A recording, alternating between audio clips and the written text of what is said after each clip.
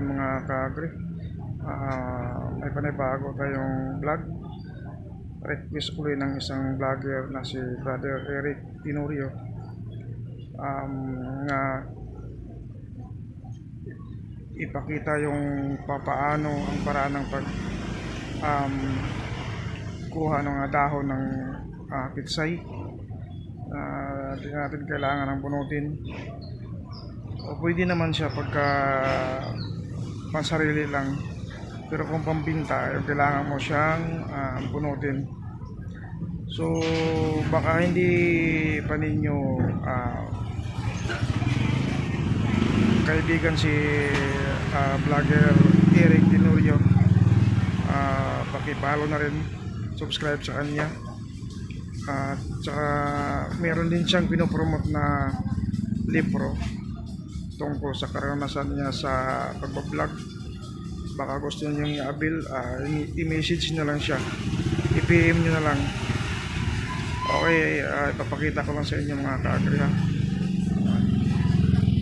So ayan mga ka-agri, medyo hindi na natin nabawasan yan. So ang gagawin natin dito, dahon lang ang kukunin natin. Actually ang pitsay naman ay pwede mo na siyang i-harvest ng hanggang 45 days or 7 weeks. Pwede ka na mag-harvest.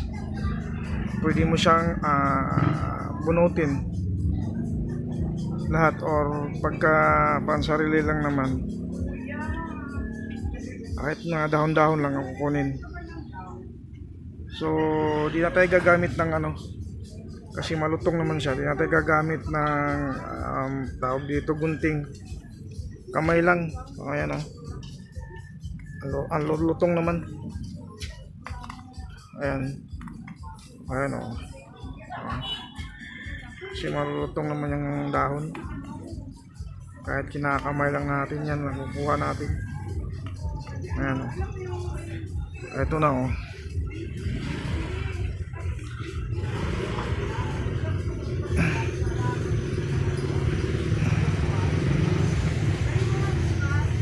medyo mahirap yung walang taga video, pero okay lang din.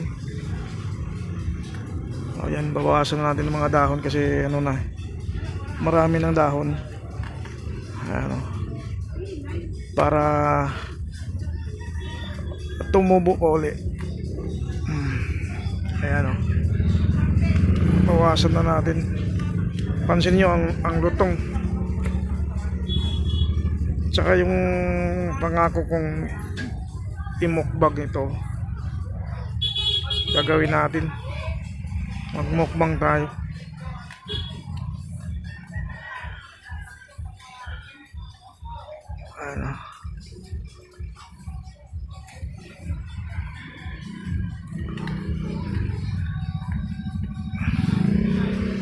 Walang problema pag harvest nito kasi kahit wala lang gunting-gunting, daliri mo lang halulutong naman. Nakakamay lang natin.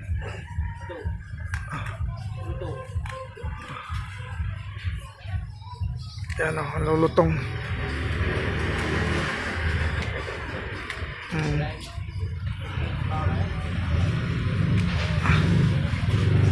Baka lang katapat.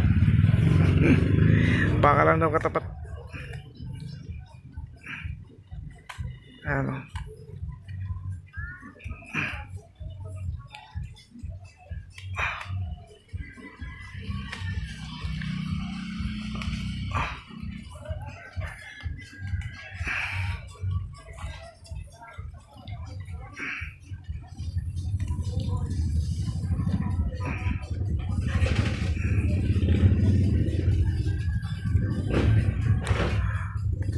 Ayan, ganito lang pag-harvest nito.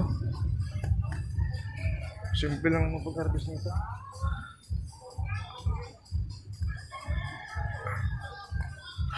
Tsaka presko ito, malambot lang putulin sa daliri.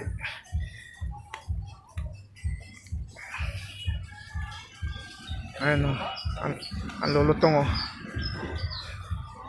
Ayan.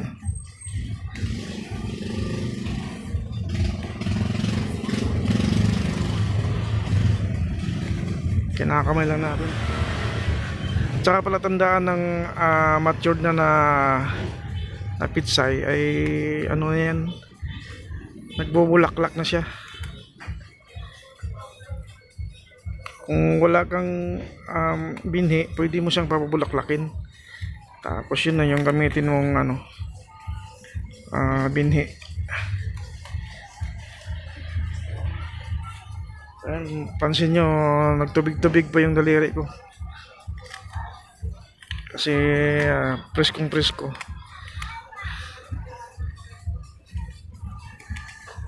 Tingnan natin kung ilang linggo bago uli ma-harvestan ito. Kasi dati nagtatanim ako, dahon lang din talagang kinukuha ko. Kasi pang ano lang naman, pang sarili lang naman. Hindi naman tayo nagbibinta nito. Mga ano lang, mga binibigay lang din natin to. Kung may nahingi, yan binibigyan natin. Pero yung iba minsan parang nag-aabot din ng pera. So nakakaya naman di natin tanggapin. So minsan tinatanggap natin. Katulad nung isang mama na may kailangan na project ng kanyang anak. Bumili na isang puno, binigay ko na rin kasama yung pot. Ay hindi naman tayo nagbabayad, kaso pinilit niyang iabot. So tinanggap na lang natin yung bayad niya. Kasama yung isang puno kasama isang puno ng talong. Kasi project daw sa school yun. Din na napapakinabangan din yung tanim natin kahit paano. Project sa mga estudyante.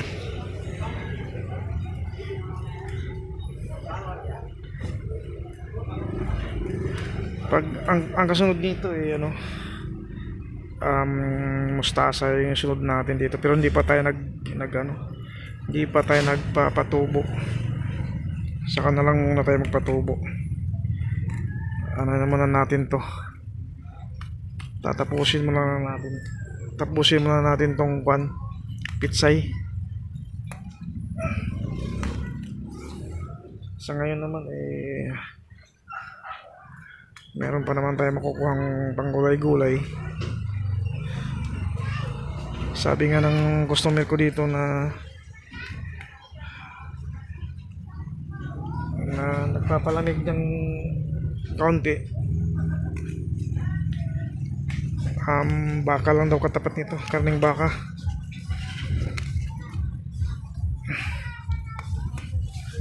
Kahit na mo dito, kahit ano namang sasahog mo dito,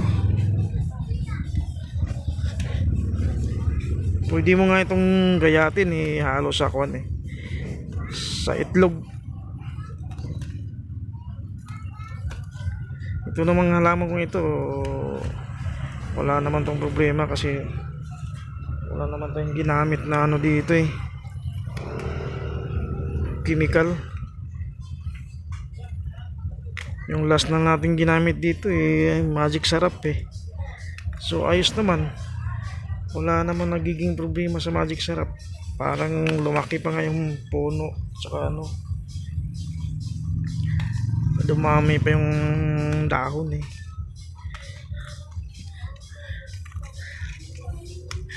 So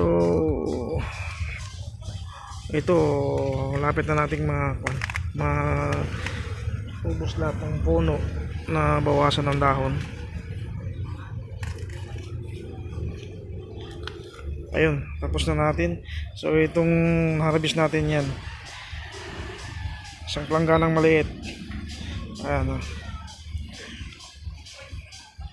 So yun lang mga ka-agri.